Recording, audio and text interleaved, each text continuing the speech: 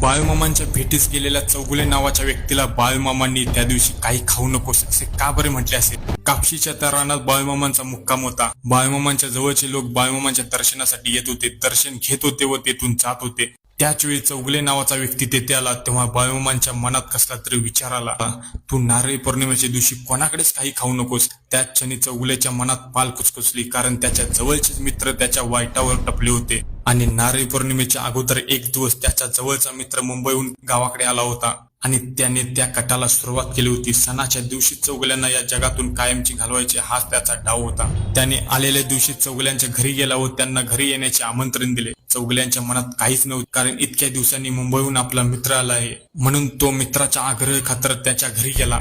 चर्चा चालू असतानाच मुंबईहून आणलेल्या मिठाईच्या थाळ्या त्याने सर्वांच्या समोर ठेवल्या. परंतु चौगुल्यांच्या मनात एकदम बाळूमामांचे विचार आठवले.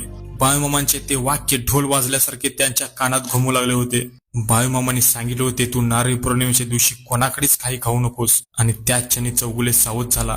मित्र पुन्हा पुन्हा आग्रह करू लागला, परंतु चौगुल्यांनी त्यांना सांगितले, आज माझा उपवास आहे, तेव्हा मी आंघोळ वगैरे करूनच खाणार आहे. त्याने ती मिठाई घेतली व त्यांना सांगून तो तेथून निघून गेला. घरी गेल्यानंतर मिठाई त्याने तशीच ठेवली. सकाळी उठून आंघोळ केले व त्याने मिठाई खाण्यासाठी तो बॉक्स उघडला. तेव्हा त्याच्या निदर्शनास आले की या बॉक्सामध्ये विष आहे. त्याचे अंग थरथर कापू लागले होते, कारण चौगुल्यांना मामाने थोडक्यात बचावले होते. त्याने तत्काळ मामांची भेट घेतली व त्याने साक्षात दंडावत घातला. तुमच्या एका फॉलोमुळे बाळूमामांचे चरित्र जगभरात पोहोचेल. या पुण्यकार्यात सहभागी व्हा आणि आत्ताच पेजला फॉलो करा. जय बाळूमामा.